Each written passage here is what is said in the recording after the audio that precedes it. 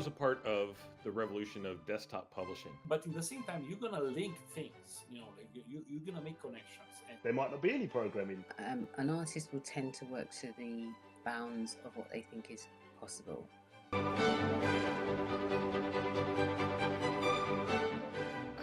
was a part of the revolution of desktop publishing. So we watched that transition from people doing literal cut and paste with an X-Acto blade and glue to doing everything on a computer. We're watching that transition take place with AI.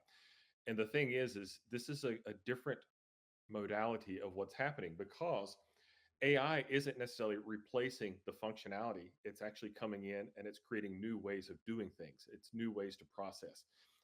So where it's really coming in and disrupting traditional is traditional. You sit in and you do the amount of work that needs to be done in a set block of time. We've got our systems, like I mentioned before. AI is disrupting the systems. It's coming in and it's showing us that we can do things even quicker than we've done it before. We can approach it from different angles.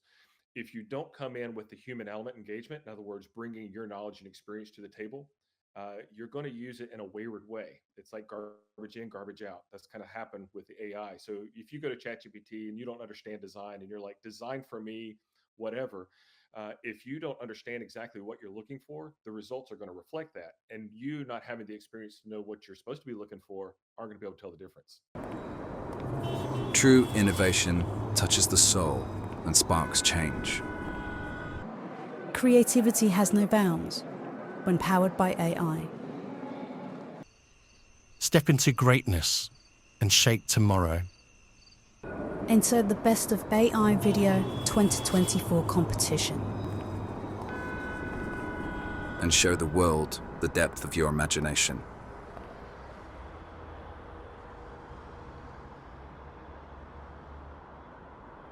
I love about the AI, the whole innovating things. Actually, in my podcast on LinkedIn, from I sketch to AI catch, I'm dividing that in three. The first, it's all about the innovation with AI. The second is news, and the third one is the 3D revolution. But innovation, I think AI is bringing a lot of innovation from many aspects point of view. One, as I mentioned it before, AI, it's actually bringing far more data for the human brain. You'll be bombarded with information with AI, and we're going to see that even more in upcoming years. Therefore, you need to use your brain more often because you have more data to process. But in the same time, you're going to link things. Like you're going to make connections, and that is actually where the innovation comes. You're going to do things which they were not done before. Yeah, totally. Yeah. And you're going to think differently. And I mean, we know from cultural point of view, different cultures, they have different ways of doing things, and evolution of the humanity in time, different industrial revolutions. Right now we are in the fifth one with AI. But what is important is the fact that we take something which we have as information in the past as a background, or as a historical data, and we're going to try to do it differently. We did things differently before. Many times we failed. That's the reality. But the chances to succeed right now is far more higher with AI because they can have those pre-made and pre-analyzed it, and therefore you might be successful more often than probabilistically you have it in the past. I think the image generation stuff is really starting to hit home in previs and stuff like that. I think that territory is already starting to fall to being a purely AI thing, because the cost of bringing in a team to hand create storyboards or mood boards and stuff like that is it's just not realistic when you could get a AI creator to make you several versions of that for the same price. So I think that is already starting to be impacted. I think social media advertising, the cost of AI stuff and the quality it can now deliver is meaning that advertising, you're not going to be shooting on video much longer for your social media advertising. I think the majority of that will be AI driven. And that will eventually bleed into mainstream advertising that you see on your television and more higher quality stuff, because the cost is just so small, and as it scales up and becomes more production ready, it just makes pure economic sense to deliver it. So I think it's going to have a big impact on those areas.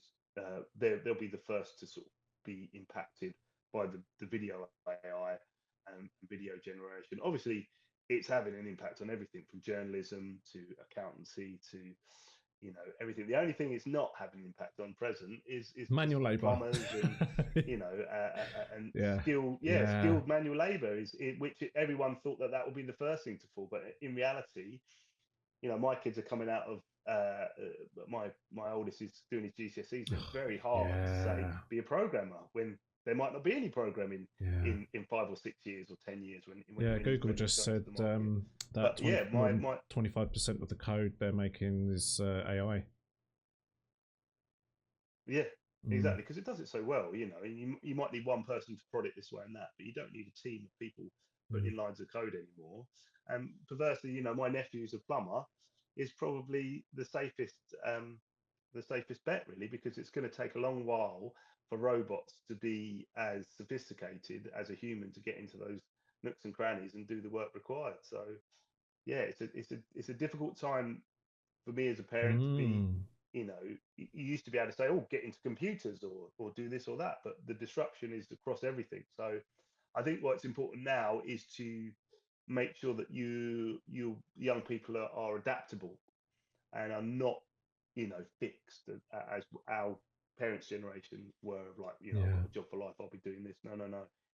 Things are going to be quite transient, and you're going to have to be adaptable, and a creative, adaptable mindset is probably the best thing you can set them up with. I think every single industry is getting disrupted, but in a positive way. So I always say AI will not take your job, but people leveraging AI definitely will. So even I've done lots of stuff on sort of advertising and photography and design. Sometimes there's a lot of editing in a photograph. I can do that so quickly now. Before I would have to spend hours and hours cloning things sort of changing things where lighting wasn't quite right or editing things out. And you could easily spend a day on an image. I can literally do that in a few minutes now with Photoshop, and that is amazing. So it's taking out some of the more mundane things out. And I think also, as I keep saying, an artist will tend to work to the bounds of what they think is possible or creatively possible. We don't have to do that anymore. You can just imagine just out of this world stuff, and you can bring it to life if you've got the patience, because you need to have that resilience and that perseverance to say this is going to come to life. But you've got tools that you can sit in your own home and bring some fantastic things to life. That's great. Special effects, there's a lot of things that can be done low cost and a bit more time efficiently now because of some of the tools that are out, and that's quite exciting. I think that's really, really exciting. And then I love that some of these mundane tasks, I hate meeting minutes. That's my I just started doing that one myself, actually. If I do a recording of something, I used to wait for YouTube to transcribe it. Now I just do it with Python now. Yeah. I don't even do that. I found a tool called Read AI, and I just invite it as an attendee. Oh, that's right, yeah. In my meetings, and it does actually quite an accurate summary. It manages to pull out the lists of actions just when you're having just normal conversations. It pulls it all out, and you get a recording, because I find either the meeting minutes take ages and everyone's forgotten what they're supposed to do, or you get that one person who I'm always suspicious of who says, I'll do the meeting minutes, and they come back and you think, this is rubbish. Where were you at? Because it's not the same meeting that I was at. And suddenly they've got no actions and everyone else has got loads of work. But now everyone accepts that the Read AI does it properly. It cuts off work. A little bit of editing, maybe 10 minutes or so, just to tweak some things that doesn't quite catch people's names and things. I love that. I mean, long live AI just for that. Hey, no more meeting minutes. So I hope you liked listening to those experts. You can watch this show on YouTube and get it on your TV at home in 1920 by 1080. Ooh. And you can also like our LinkedIn page, which is AImode, and that's on the screen right now. Should be some QR codes that you can scan. All right, until next time, guys, I shall see you soon. Bye.